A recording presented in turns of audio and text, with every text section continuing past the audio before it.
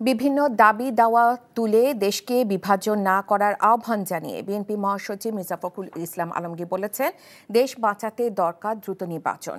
সকল মানুষে মিলিত শান্তিপূর্ণ রাষ্ট্রই চায় বিএনপি। ঠাকুরগাঁয়ের কয়েকটি এলাকায় গণসংযোগ ও মতবিনিময় সভায় তিনি এসব কথা বলেন।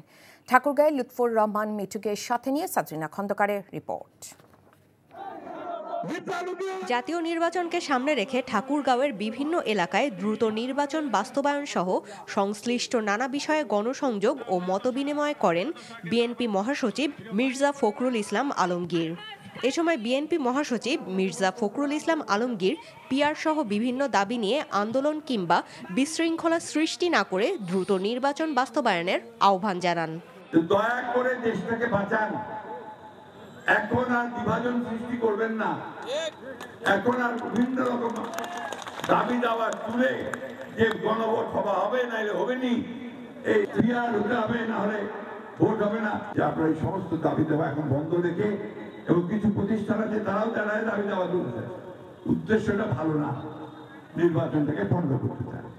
গণতান্ত্রিক ব্যবস্থায় জনগণ যা চাইবে তা করা হবে উল্লেখ করে মির্জা ফখরুল বলেন, আগে নির্বাচন পরে পিআর নিয়ে সিদ্ধান্ত নেওয়া হবে।